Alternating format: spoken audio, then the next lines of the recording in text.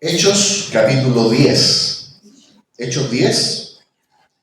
Vamos a leer del 16 al 23. Hechos 10, 16 al 23. ¿Lo tenemos?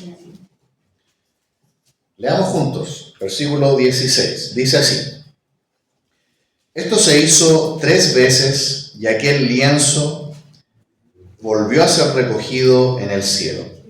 Mientras Pedro estaba perplejo de sí sobre todo lo que significaría la visión que había visto, he aquí los hombres que habían sido enviados por Cornelio, los cuales preguntando por la casa de Simón llegaron a la puerta. Y llamando, preguntaron si moraba allí un Simón, que tenía por sobrenombre Pedro. Y mientras Pedro pensaba en la visión, le dijo el Espíritu: He aquí, 3 hombres te buscan. Levántate pues y desciende, y no dudes de ir con ellos, porque yo los he enviado. Entonces Pedro, descendiendo a donde estaban los hombres que fueron enviados por Cornelio, les dijo: He aquí yo soy el que buscáis. ¿Cuál es la causa por la que habéis venido? Ellos dijeron: Cornelio el centurión, varón justo y temeroso de Dios, y que tiene buen testimonio en toda la nación de los judíos, ha recibido instrucciones de un santo ángel de hacerte venir a su casa para oír tus palabras. Entonces, haciéndoles entrar, los hospedó, y al día siguiente, levantándose, se fue con ellos, y le acompañaron algunos de los hermanos a Jope. Hasta ahí la lectura. Vamos a ver. Padre amado, gracias por todas sus bendiciones. Gracias, Padre amado, por su palabra en esta mañana. Pedimos, Señor, la guía de su Espíritu para que podamos comprender su palabra y podamos vivirla en esta semana.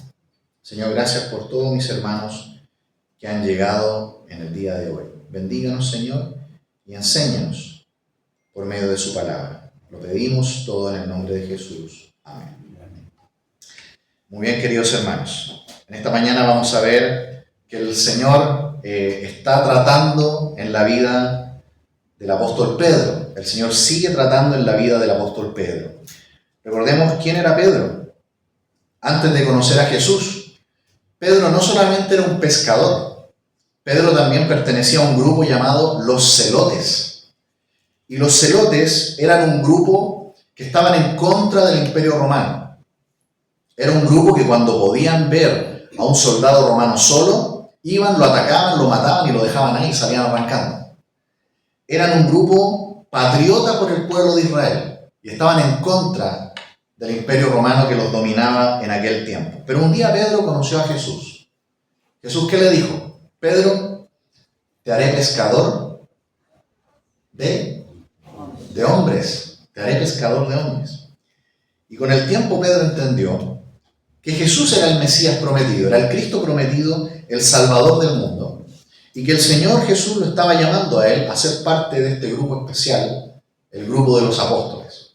Nosotros pensamos que el Señor, con un grupo de hombres tan pequeño, cambió el mundo entero. Solo 12 hombres.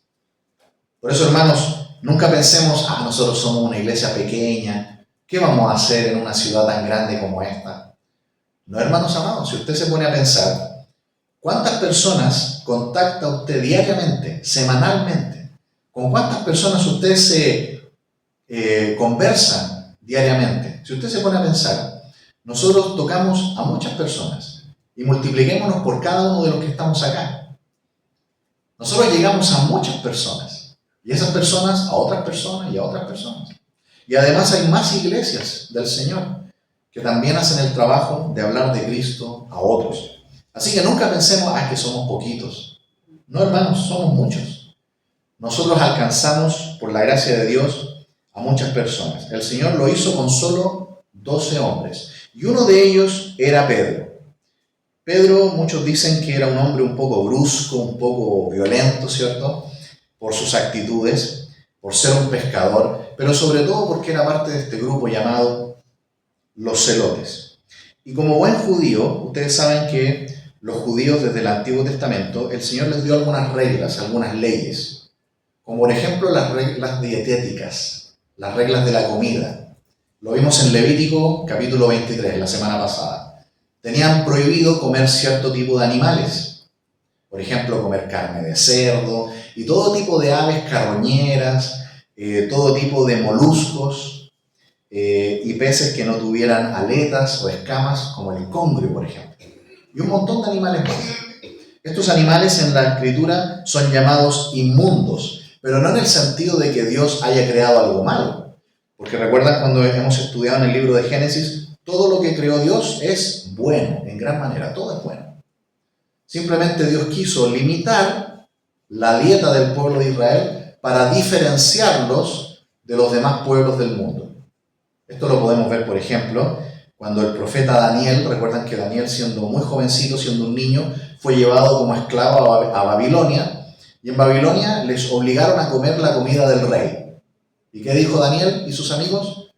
Pidieron que por favor no los contaminasen, no los obligasen a contaminarse con la comida del rey. No es que la comida del rey era mala, seguramente el rey Nabucodonosor comía manjares exquisitos. Lo que pasa es que seguramente Nabucodonosor estaba acostumbrado a comer mariscos, seguramente, y carnes que estaban prohibidas para ellos como judíos.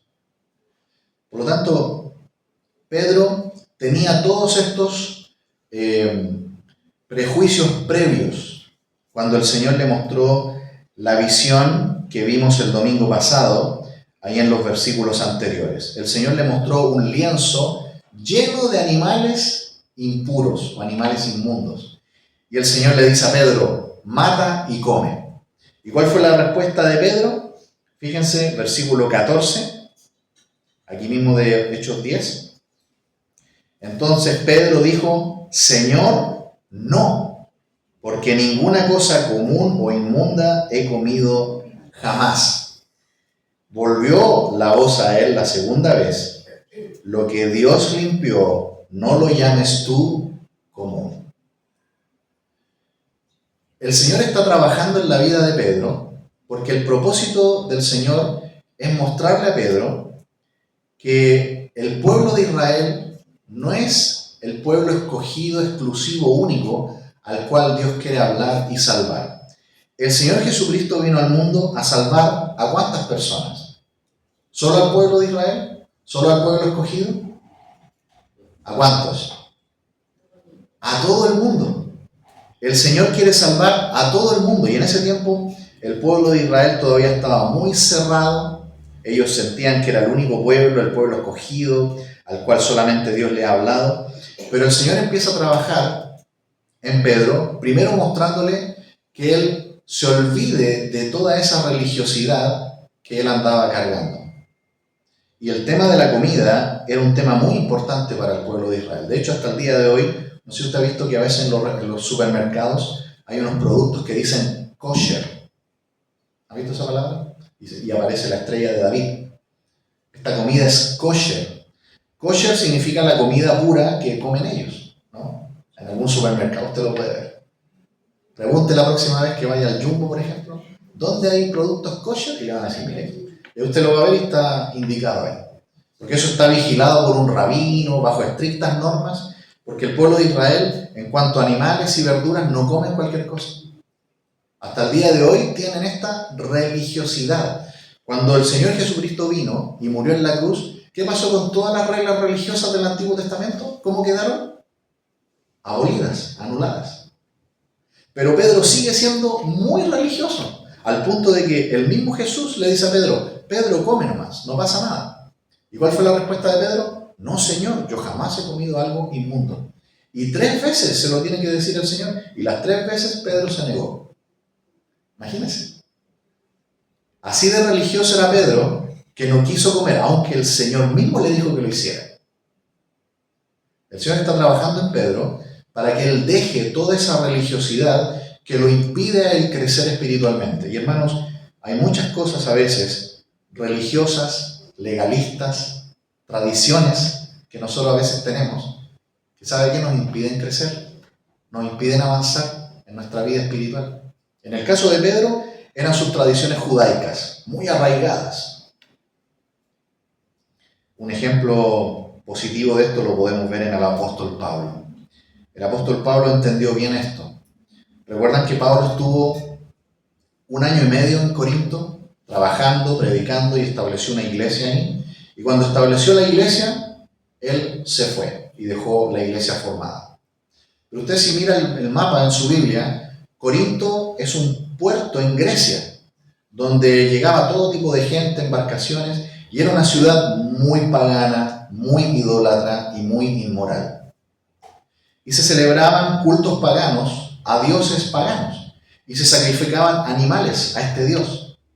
Y esta carne, después de que se sacrificaba a este dios, la vendían en la carnicería. Entonces algunos hermanos de la iglesia de Corinto decían: no coman esa carne porque es inmunda, fue sacrificada a un ídolo. ¿Recuerdan eso? Primera de Corintios capítulo 8. Y Pablo les dice: hermanos, la carne es carne, simplemente. No tiene nada, se puede comer. Pero algunos hermanos que tenían esa religiosidad, ese prejuicio, decían: no, esa carne fue sacrificada a un dios pagano, no hay que ni tocarla. Pablo dice: bueno, hermanos, si algún hermano en su conciencia le hace sentir mal esta carne, ¿qué decía Pablo? Yo no comeré carne jamás delante de un hermano. Así. ¿Se fijan? Es decir, Pablo, si veía que un hermano tenía problemas de conciencia con algo, ¿qué hacía Pablo? Se abstenía de hacer eso. Pero si iba a la casa de un hermano que no tenía problema, él comía sin problema. ¿Se fijan la madurez espiritual de Pablo? Pero Pedro no tenía eso. Pedro se escandalizaba de estas cosas.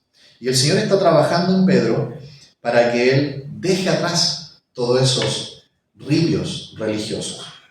El segundo nivel de esto es el trato con las personas. Para los judíos, los gentiles, los no judíos, ellos los despreciaban directamente. Incluso les llamaban perros en algunos casos. Los gentiles son perros. Menospreciaban a todas las personas que no fueran del pueblo de Israel. Pero miren cómo el Señor está tratando con Pedro. Pedro logró quedarse a hospedarse en la casa de un hombre llamado Simón el Curtidor. Y ustedes saben que los judíos también tienen prohibido tocar animales muertos. Y un curtidor es alguien que trabaja con pieles de animales. Por lo tanto, entrar a la casa de un curtidor era algo imposible para un judío. Sin embargo, noten cómo Pedro está superando estas cosas religiosas y él entró a la casa de Simón el Curtidor y se quedó a dormir ahí, se quedó a hospedarse ahí. Pero todavía tiene esto otro de la comida. Y Cornelio dijimos que era un centurión romano. Era un centurión romano, es decir, era un soldado romano encargado de 100 soldados romanos. Y este hombre, Cornelio, de alguna manera conoció al Señor y el Señor lo ha mandado para que converse con Pedro, para que Pedro le enseñe las verdades fundamentales de la palabra de Dios. Todo esto, fíjense, ¿por qué el Señor lo está haciendo? Porque quiere trabajar en la vida de Pedro, quiere que Pedro deje de lado estas cuestiones religiosas. Quiere que Pedro entienda que con la cruz de Cristo y el derramamiento de Cristo en la cruz, todas esas reglas del Antiguo Testamento ya han quedado obsoletas. Porque ahora en Cristo se ha cumplido todo. Miremos por favor, ahí mismo en capítulo 10, mire por favor conmigo, versículo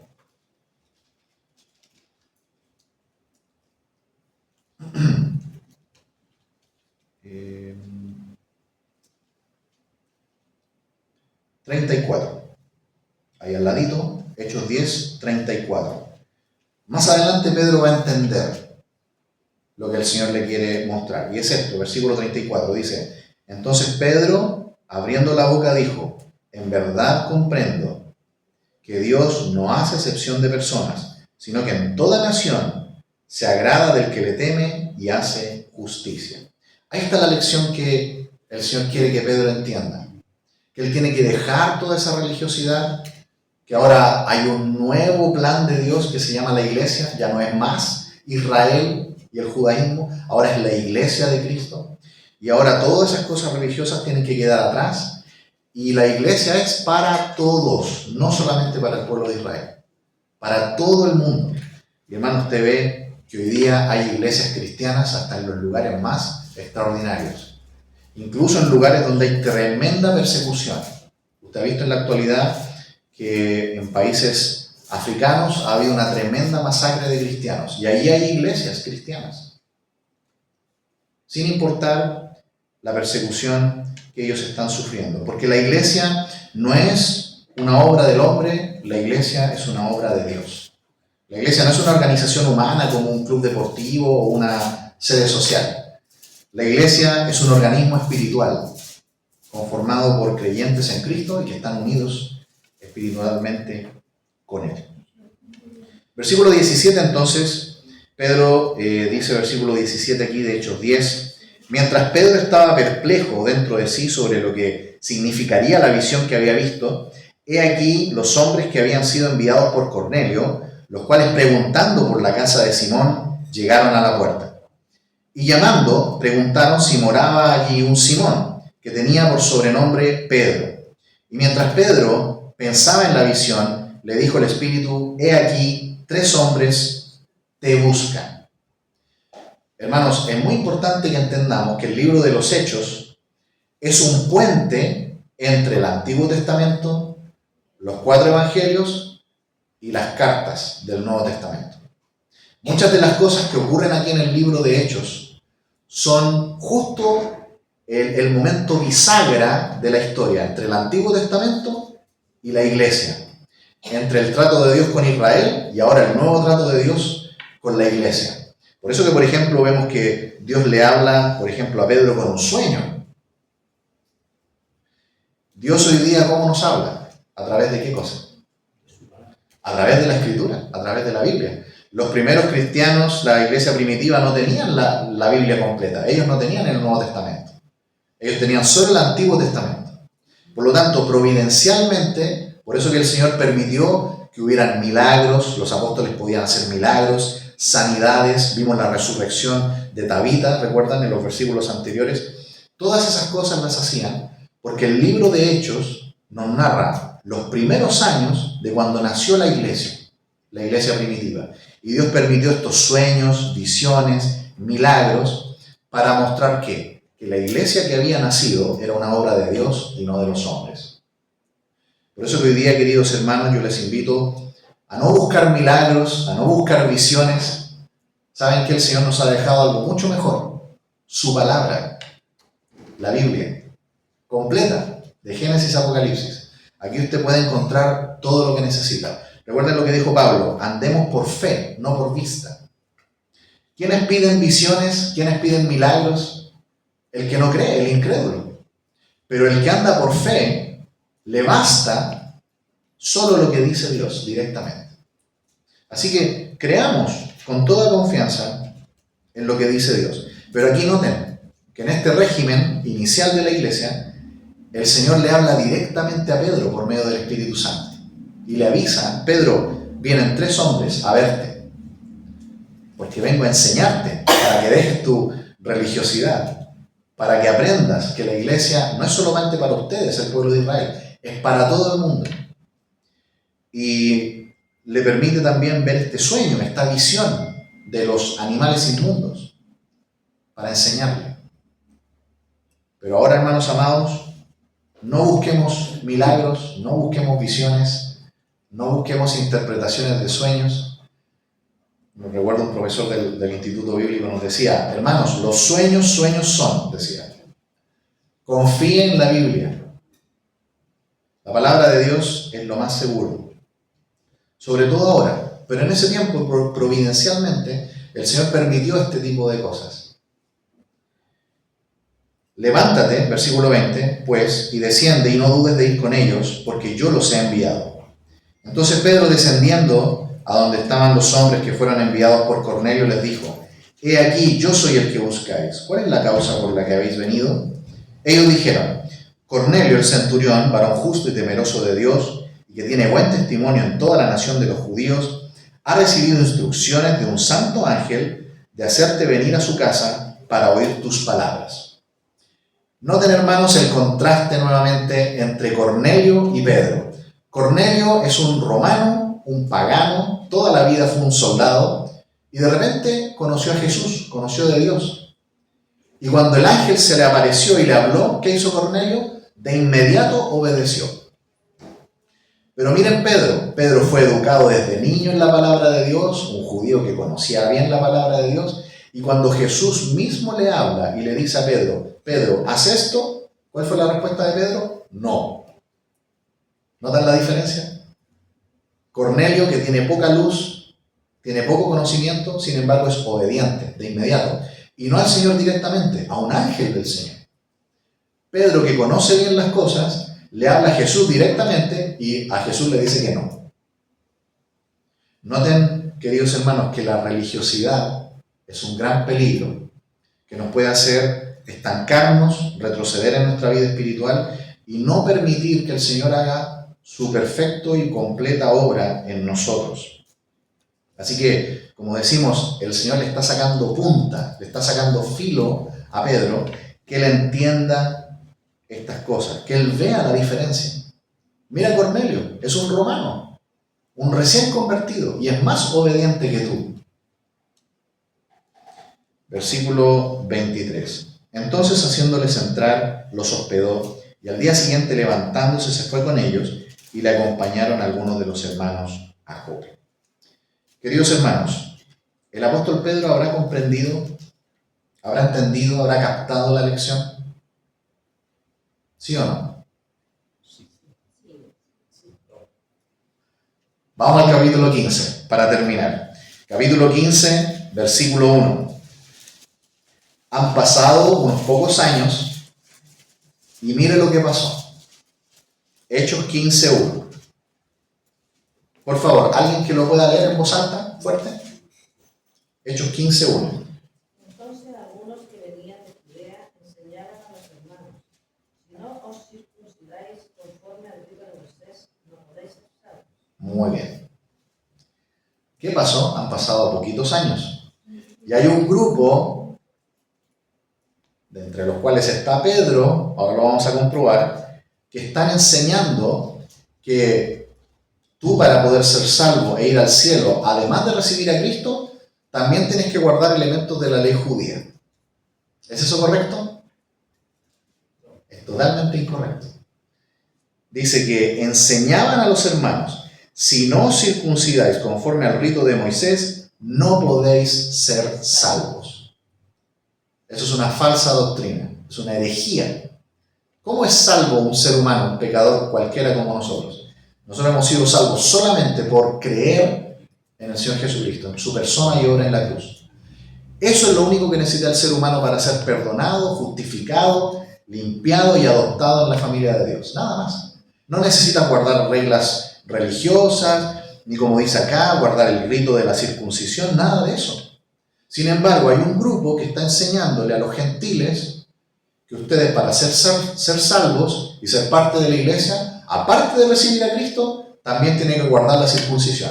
Y les estaban metiendo otras cosas más. ¿Estaba Pedro metido acá? Versículo 2 dice: como Pablo y Bernabé tuviesen una discusión y contienda no pequeña con ellos, se dispuso que subiesen Pablo y Bernabé a Jerusalén, y otros de ellos a los apóstoles y a los ancianos, para tratar esta cuestión. Aquí en el pasaje no se nos narra la discusión, la pelea que hubo, pero sí está en Gálatas. Mire Gálatas capítulo 1.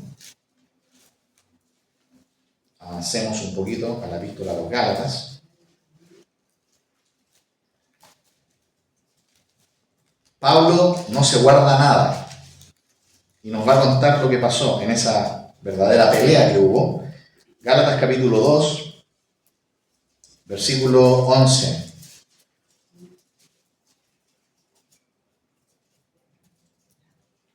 Pedro estaba metido, hermanos, en este desvío de la doctrina. ¿Se fijan? Pedro no había dejado su religiosidad, no había aprendido totalmente la lección. Gálatas 2:11 dice: pero cuando Pedro vino a Antioquía, le resistí cara a cara, porque era de condenar.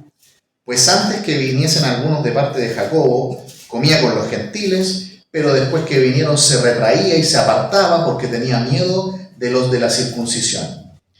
y en su simulación participaban también los otros judíos, de tal manera que aún Bernabé fue también arrastrado por la hipocresía de ellos. Pero cuando vi que no andaban rectamente conforme a la verdad del Evangelio, dije a Pedro, delante de todos, si tú, siendo judío, vives como los gentiles y no como judío, ¿por qué obligas a los gentiles a judaizar? Nosotros judíos de nacimiento y no pecadores de entre los gentiles, sabiendo que el hombre no es justificado, ¿por qué cosa? Por las obras de la ley, sino por la fe de Jesucristo. Nosotros también hemos creído en Jesucristo para ser justificados por la fe de Cristo y no por las obras de la ley. ¿Por cuánto? Por las obras de la ley. ¿Cuántos? Nadie será justificado.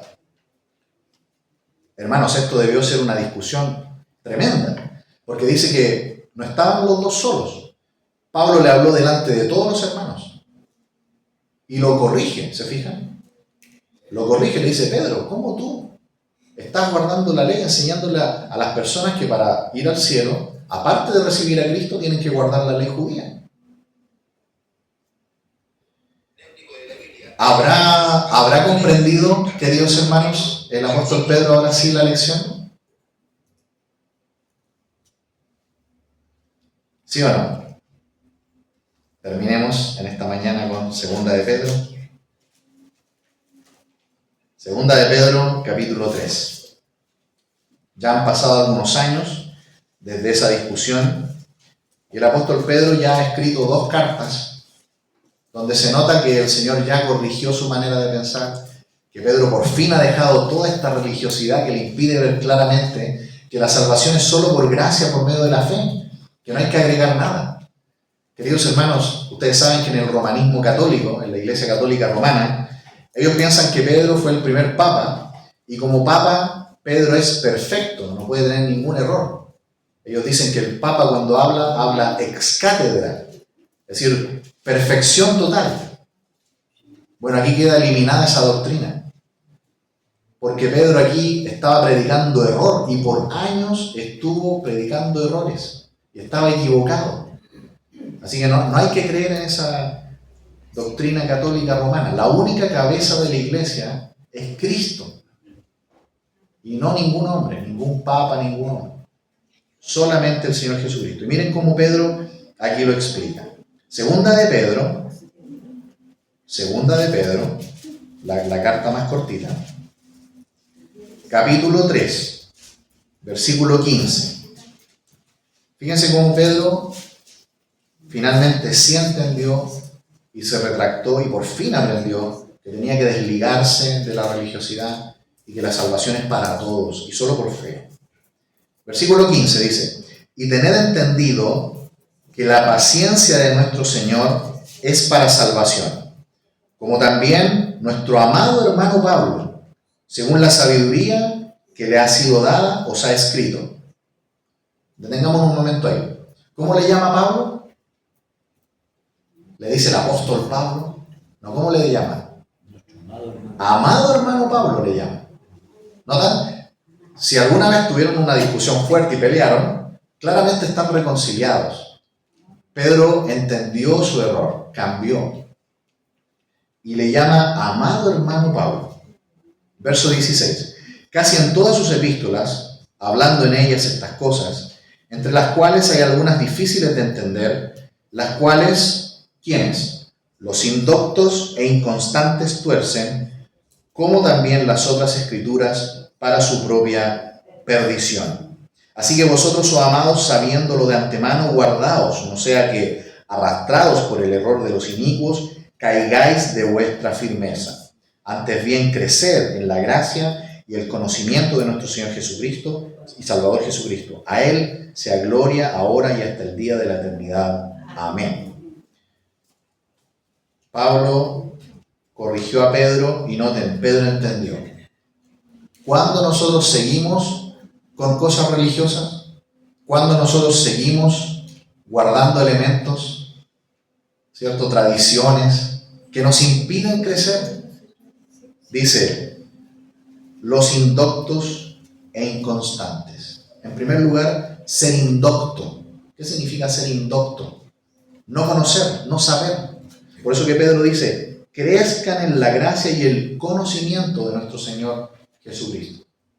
Todo creyente indocto que estudia poco la palabra de Dios, que la lee poco, que la medita poco, que reflexiona poco en la palabra de Dios, ¿sabe qué nos pasa? Nos volvemos indoctos. Conocemos poco la palabra de Dios. Nuestros hijos, nuestros nietos nos preguntan algo y no sabemos. Debemos saber. Una persona nos pregunta, bueno, ¿y cómo puedo ir al cielo? Y no sabemos. Muy bien, ahí está la respuesta. Debemos saber, debemos conocer. Si yo soy un creyente indocto en la Biblia, ¿qué me va a pasar? Me voy a torcer, me voy a volver inconstante, me voy a secularizar. Hermanos, debemos ser hermanos que aman la palabra de Dios, que se sumergen en la palabra de Dios, que se alimentan de la palabra de Dios. Y eso va a producir una vida fiel al Señor. ¿Qué otra cosa? Inconstantes, dice. Esos son los dos elementos que nos mantienen religiosos. Por eso que Pedro finalmente lo entendió. Él dice, yo era así y tenía mis ripios y estaba todavía con las cosas de la ley y el judaísmo y le tenía fobia a los gentiles. ¿Cuándo aprendió todo? Cuando él se dio cuenta. Los indoctos y los inconstantes. ¿Sabe que si usted es inconstante, qué le va a pasar? Cuando usted lea la Biblia, la va a torcer, dice él. ¿Sabe que los religiosos son expertos en tomar la Biblia y usarla a su favor? Toman versículos, los dan vuelta como quieren y explican cosas y dicen, no, si esto está bien hacerlo. Yo soy un buen cristiano. ¿Sabe que el religioso hace eso? Pedro está diciendo acá, me volví un indocto y inconstante. Tomaba la palabra de Dios y la usaba como yo quería. ¿Qué podemos hacer para salir de eso y no ser arrastrados por el error? Ahí dice el versículo 17. Crecer en la gracia, el conocimiento de nuestro Salvador Jesucristo. Amén. Que el Señor nos ayude a que podamos aprender la lección que a Pedro le tomó años. Que a nosotros no nos tome tanto, si es que todavía tenemos elementos, ¿cierto?, en nuestra vida que nos están impidiendo crecer, que nos están impidiendo tener una vida en la cual vivimos en la gracia de Dios, en la libertad de la gracia de Dios, y no con cosas religiosas como le pasó al apóstol Pedro. Vamos a orar. Padre amado, gracias por su palabra en esta mañana. Bendíganos, Señor, y gracias porque ahora podemos también tener esta mesa abierta, esta invitación, Señor, a su cena. Gracias, Padre, por este gran privilegio que nos da en el día de hoy. Lo agradecemos en el nombre de Jesús. Amén. Muy bien, queridos hermanos. Abramos nuestra Biblia, 1 Corintios, por favor, capítulo 11.